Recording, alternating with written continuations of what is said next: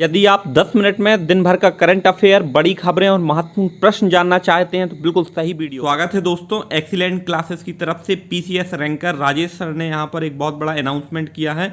यदि आप लगातार 4 दिन तक इस वीडियो के एंड में पूछे जाने वाले क्वेश्चन का राइट आंसर देते हैं तो आपको 4 दिन के पश्चात 100 रुपये गूगल पे के माध्यम से पुरस्कार के रूप में दिया जाएगा। आइए शुरू करते हैं आज का वीडियो। केरल के किस एयरपोर्ट पर एयर इंडिया का विमान 7 अगस्त 2020 को दुर्घटनाग्रस्त हो गया है?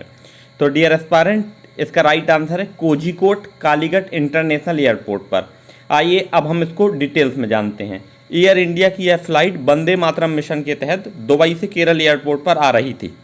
इसमें पायलट समेत 20 लोगों की मौत हुई है और इस फ्लाइट में 190 यात्री सवार थे। विमान के कप्तान विंग कमांडर दीपक बसंत साठे थे और वहां पर उनकी मृत्यु हो गई है। आइए जानते हैं घटना आखिर हुई कैसे। तो यह बात 7 अगस्त की देर शाम की है। प्लेन को केरल के कोझिकोड एयरपोर्ट पर उतरना था और यह काफ़ी ऊंचाई पे था क्योंकि यह दुबई से आ रहा था। इंटरनेशनल फ्लाइट थी और कोझिकोड एयरपोर्ट का रनवे 35 फीट ऊंचा है, अर्थात गहराई में है। और जब ऐसा एयरपोर्ट जो है टेबल टॉप कहलाता है। टेबल टॉप रनवे पर पानी फैला हुआ था। उसने एक चक्कर लगाया, दूसरे प्रयास में पायलट ने प्लेन को रनवे पर लैंड कराया जहां यह दुर्घटना हो गई। आते हैं क्वेश्चन नंबर 2 पर। संघ लोक सेवा आयोग के नए अध्यक्ष कौन बनाए गए हैं? तो डियर एस्पायरेंट, नए अध्यक्ष बनाए गए हैं प्रदीप कुमार जोशी। वह अरविंद सक्सेना की स्थान लेंगे जो यूपीएससी अध्यक्ष के रूप में अपना कार्यकाल पूरा कर चुके हैं। यूपीएससी का मुख्यालय नई दिल्ली में है और इसकी स्थापना 1 अक्टूबर 1926 को हुई थी। यूपीएससी के अध्यक्ष के रूप में उनका कार्यकाल 12 मई 2021 तक रहेगा, अर्थात जो प्रदीप कुमार जोशी हैं यह 12 मई 2021 तक इस पद पर तैनात रहेंगे।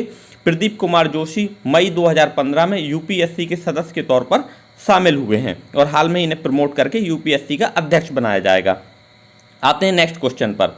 नेक्स्ट क्वेश्चन है हमारा, केंद्र सरकार ने चंबल के बीहड़ को कृषि योग्य भूमि बनाने के लिए किस इंटरनेशनल संगठन से वित्तीय सहयोग करने की घोषणा की है? तो डियर एस्पायरेंट, यहाँ पर विश्व बैंक ने यहाँ पर सहायता करने की घोषणा की है। केंद्र सरकार की योजना विश्व बैंक के सहयोग से मध्य प्रदेश के ग्वालियर चंबल क्षेत्र में बीहड़ इलाके में इस क्षेत्र को भूमि योग्य बनाया जाएगा। 2 दशक पहले तक ये इलाका डाकुओं की वजह से जाना जाता था, लेकिन अब डाकू खत्म हो चुके हैं। इसे मध्य प्रदेश के 3 लाख हेक्टेयर से भी अधिक उबड़ खाबड़ जमीन योग्य भूमि नहीं है। यह वर्ल्ड बैंक की सहायता से इसे कृषि योग्य बनाया जाएगा। इन टीलों को समतल करके एग्रीकल्चर लैंड में बदला जाएगा। आते क्वेश्चन नंबर 5 पर। श्रीलंका के संसदीय चुनाव के किस नेतृत्व वाली श्रीलंकन पीपल्स पार्टी को बहुमत हासिल हुआ है? तो डियर एस्पायरेंट, इसका राइट आंसर है महिला राजपक्षे।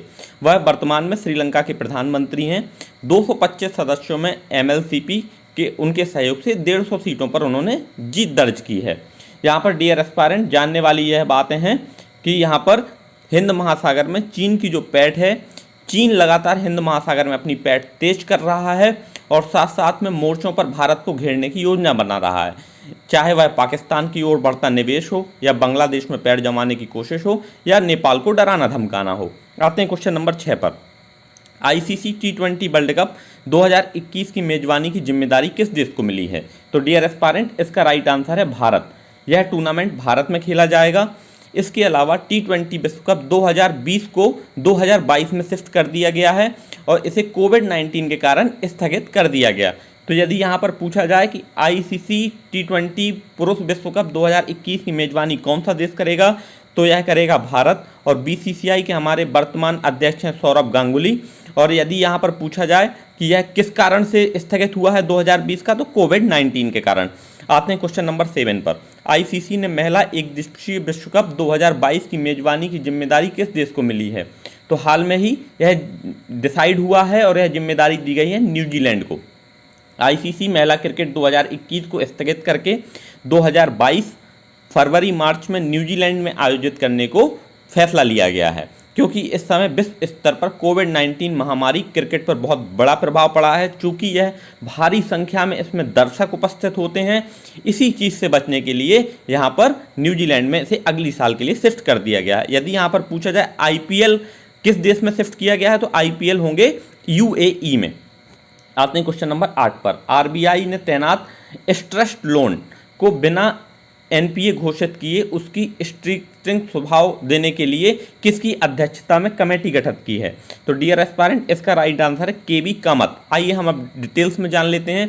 केबी कामत की अध्यक्षता वाली इस कमेटी ने एशियन डेवलपमेंट बैंक के vice president Diwakar Gupta, Canara bank के चेयरमैन टीएन मोहरन और इंडियन बैंक के एसोसिएशन के सीईओ अश्विन पारेख भी शामिल थे। यहाँ पर केबी कामत कौन है? यह न्यू डेवलपमेंट बैंक ब्रिक्स के पूर्व चेयरमैन हैं।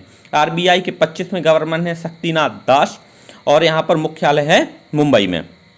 आते हैं क्वेश्चन नंबर 9 पर। National mineral development corporation NMDC के नए CMD chairman cum managing director कौन नियुक्त किए गए हैं? तो डियर एस्पायरेंट, एनडीएमसी के हाल में ही सीएमडी सुमित देव नियुक्त किए गए हैं। यह कंपनी टी उद्योग के कच्चे माल का उत्पादन करती है। आइए हम इस खबर को डिटेल से जानते हैं। एनएमडीसी का फुल फॉर्म है यहाँ पर नेशनल मिनरल डेवलपमेंट कॉरपोरेशन और हाल में ही इनके chairman cum managing director change हो गए हैं और इनको नियुक्त किया गया है सुमित देव को।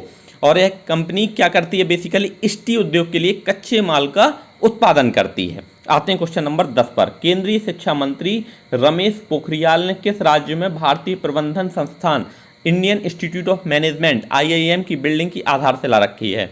तो डियर एस्पायरेंट, यह रखी है उन्होंने हिमाचल प्रदेश में। हिमाचल प्रदेश के वर्तमान मुख्यमंत्री हैं जयराम ठाकुर, यहाँ के राज्यपाल हैं बंडारू दत्तात्रेय और यहाँ की राजधानी है शिमला। यह कार्यक्रम वीडियो कॉन्फ्रेंस के जरिए आयोजित किया गया। यह संस्थान हिमाचल प्रदेश के वर्ष 2014 में दिया गया था। तब से यह अस्थायी बिल्डिंग में चल रहा था, अब इसे अपनी स्थायी बिल्डिंग मिल गई है। आपको यह भी बता दें कि इस संस्थान के पहले चरण का कार्य को लगभग 392.51 करोड़ दिए गए थे। आते हैं क्वेश्चन नंबर 11 पर। किस केंद्र शासित प्रदेश में ई ज्ञान मित्र मोबाइल ऐप लॉन्च किया गया है? तो डियर एस्पायरेंट, यह किया गया है दादर और नगर हवेली और दमन एंड दीव में। इस ई ज्ञान मित्र मोबाइल ऐप को ऑनलाइन शिक्षा प्रदान करने को लॉन्च किया गया है। बता दें कि कोरोना महामारी के चलते जब सभी स्कूल बंद हैं, इसकी वजह से सभी स्टूडेंट की पढ़ाई एक्चुअली में नहीं हो पा रही है। तो दादर और हवेली और दमन एवं दीव के प्रशासक ने यह फैसला लिया है और वर्तमान में इसके एडमिनिस्ट्रेटर हैं प्रफुल्ल पटेल। ऐसा हमारा यूटी से जुड़ा हुआ क्वेश्चन। हाल में ही जेएनके के लेफ्टिनेंट गवर्नर बने हैं मनोज सिन्हा। आते हैं हमारे नए क्वेश्चन पर। पूर्व दिग्गज गोलकीपर इकर कैलिसवेल ने फुटबॉल से संन्यास ले लिया है, वह किस देश से हैं? तो डियर एस्पायरेंट, हाल में ही ये दिग्गज गोलकीपर स्पेन के हैं और इन्होंने यहाँ पर संन्यास की घोषणा की है। स्पेन की राजधानी है मैड्रिड, यहाँ के प्रधानमंत्री हैं मारियोवान रोहाई और यहाँ की मुद्रा है बेसिकली यूरोपियन कंट्री है तो यूरो।